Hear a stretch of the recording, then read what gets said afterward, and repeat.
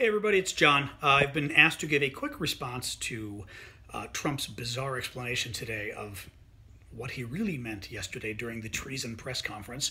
I'm actually sitting here with my dog. Oops, there she is. Sasha's hiding under the blanket. We had a little thunderstorm here in DC, so the dog is in panic mode, so I'm sitting in bed with her, making her feel better. In any case, so a quick response. Yeah, my computer is on the fritz, and I'm reinstalling a backup for the last 7 hours, so I can't actually record some audio, which I would. But anyway, quick video. If you hadn't seen already, basically Trump is now gave a speech, gave a talk in the, whatchamacallit, I'm forgetting what room it is, but the cabinet room in the White House, where he said that what happened yesterday, you see, he got off the plane and he was really confused as to why everybody was so upset about what happened at the press conference with Putin, because it went so well. So he watched the tape and he realized in watching the tape that he mispronounced something, and instead of the word could or couldn't, he should have said wouldn't, or would, he wouldn't say wouldn't. It was some weird, he's trying to claim that he should have said wouldn't when he didn't yesterday, and it would have changed the meaning of the entire 45-minute press conference. He wasn't defending Putin, he isn't for treason. It's absolute bullshit.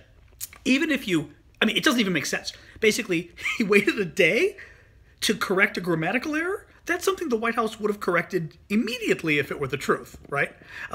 Why did Trump go on Hannity and defend his comments if they were a mistake, if it was simply a mistake? Hannity, he's also going on, I guess, Tucker Carlson tonight, I think, which should be fascinating because Trump just screwed Tucker Carlson over if he's now changing his story, because that Tucker interview happened, like, it was taped last night along with Hannity. It was taped early. So I'll bet you Tucker's interview is totally screwed now.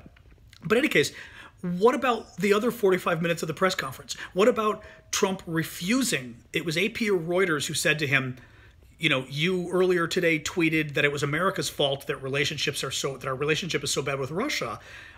Would you be willing to say right now that it also is Russia's fault, and maybe give us one or two examples of what Russia has done to make the relationship so bad? And Trump refused, right?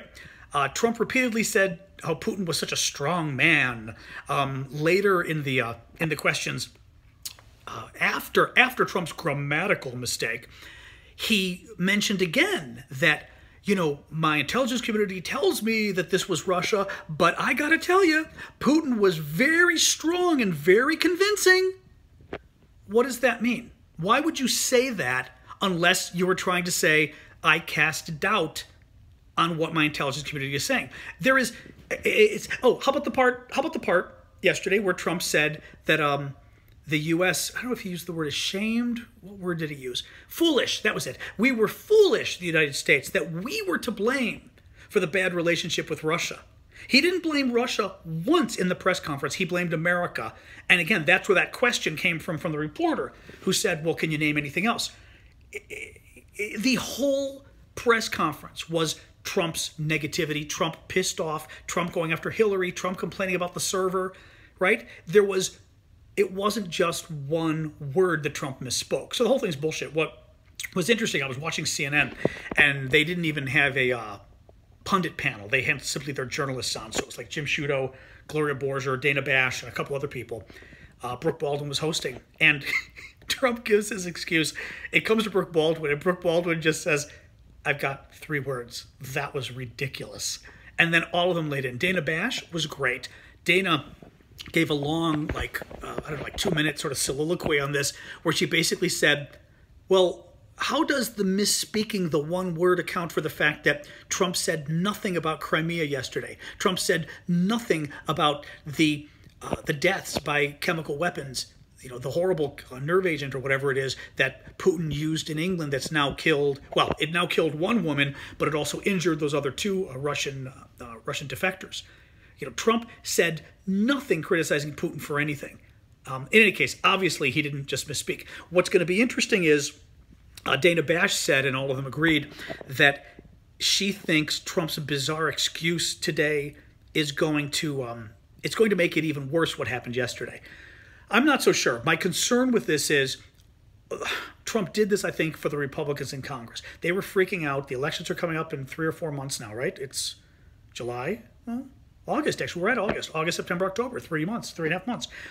And they just want cover. They want to be able to say, when Democrats run attack ads or criticize them in debates or whatever, they want to be able to say, no, Trump repudiated that. No. Trump said he agrees with the intelligence community. That was all a mistake. That's what they wanted. So then it becomes confusing. The Democrat says, no, he didn't. And the Republican says, yes, he does. And the public says, okay, it's a wash. They're just arguing politics. So that's why Trump did this. Trump wanted to give Republicans just enough to get them to hold on. And, you know, knowing Republicans in Congress, this is all they need. I mean, they would have stood with Trump anyway, but all they needed was a fig leaf of an excuse to defend him. And now they will. So, you know, let's see. I think it's going to be interesting in the next day or two to see if any other Republicans come forward and say this wasn't enough. It'll be interesting to see if anybody of Trump's senior people quit. Keep in mind, it's been 24 hours. None of them quit. None of them stepped down. You know, Coates, none of them. You know, not that I'm surprised in a way, because they knew what they were getting when they, it's like the Churchill joke, we know what you are, madam, we're haggling over the price. You know, we know who these guys are. They knew what they were getting when they signed up for Trump. So it's not like it's a surprise that, oh gosh, the man supports treason. Oh gosh, the man supports Russia and doesn't support America's national interest. This is not news. So we'll see, but I think it'll be interesting to see if anybody drops out in the next day or so, and if Trump is able to sort of get people to move by this. But it still hurt him significantly. One good thing, maybe I'll end on this, was a number of Democrats have been saying, I think Schumer said it, I just saw another Democratic senator say it on CNN, said that, you know, this raises the question of what does Putin have on Trump? And a number of people in the media have been saying that now. A number of the national security experts on CNN I was watching today were saying that this was a good turning point. It was a bad turning point, but a good turning point in the sense that it's getting more people to now discuss that Trump is compromised. You know, it's getting more people to accept that Trump is compromised. That's good, at least in a horrific, treasonous, we're all going to die kind of way. Good. But good in the sense of it advanced the conversation, at least, where a lot of people, a lot of reporters, talking heads are saying, okay, the man's corrupted by Putin. He's clearly got something on him. So at least we're one step closer to people acknowledging that Trump is a bad man. He works for Russia. And I think it gets us one step closer to impeachment, one step closer to Trump being forced to step down. You know, in the end, if we get lucky with Mueller, maybe Mueller will finally get something on Trump, and Trump will be forced to step down. You know, that'll be the secret backroom deal. That Trump will, you know, resign in his third with 1 year to go and say, oh, I made America great in 3 years. I didn't even need 4. Now I can go. You know, so we'll see. But anyway, that's my take. I think, you know, yesterday was an absolute disaster, as Cliff and I said in the podcast. It's actually, I will say this too. It's funny. I was tweeting about this. And you guys can check me out on Twitter at Aravosis, my last name, because I do a lot of my writing on Twitter. What was interesting is what Trump said yesterday wasn't necessarily new, right? What he said, you know, all this crazy stuff about Hillary, not believing the FBI, not believing the intelligence community, believing Putin, all of that's not new. You know, refusing to attack Russia, refusing to talk about Crimea. Trump has already said in the past he thinks Crimea is Russian, right? They all speak Russian anyway. He's well, he doesn't even weigh in on the British terror attack, on the chemical weapons attack in Britain. You know, we did remember actually we kicked out 60 British diplomats, and Trump got pissed when he found out how many we actually kicked out because he didn't want to kick out that many. So we already knew what kind of person Trump was, to bring up the Churchill joke again.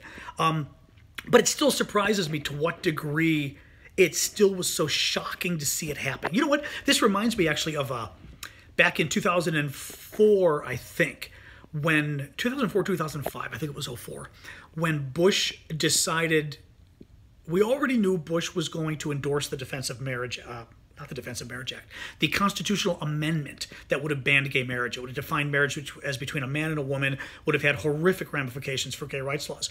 And we already knew that Bush supported it, but Bush decided to give a speech in the White House where he announced his support for it, and it changed everything. People were livid. People were furious. I remember friends of mine, just like what happens now, going up to Bush supporters or Bush employees in some of the gay bars in D.C. and ripping them to shreds publicly, which is ironic, actually. I forgot to make that connection to the things happening now. So it was interesting. Like, we knew this was Bush's position, but for some reason, it utterly ticked us off to see him actually in one locale, especially in the White House, say what we already knew he supported. But somehow it made it worse. It was more disgusting the way he did it, right? Doing it in the White House. And I think with Trump, there was something just slap in the face disgusting about seeing him standing there with Vladimir Putin before the world, representing us, representing America, representing the West, representing the free world, and repeating every lie and every, sycophantic thing he could, defending Putin and attacking America and attacking the West and attacking our values. And whatever. I'm not sure. I'm trying to sort of think of this some more, but it was interesting to me how Trump didn't say anything yesterday that was a surprise. I don't think he said anything that he hadn't said before, really. I had to think about that. But somehow it hit all of us so much harder. And it hit the media and it hit Republicans so much harder to see him do it with Putin, because it was just that much more of a sellout. In any case, Cliff and I will be back later this week, probably Thursday, I'm guessing. But that's all I've got for now, so I hope that's enough. All right, bye, guys. Sasha says bye, conked out. At least she's not shaking anymore with her thunder jacket on. Okay, bye, everybody.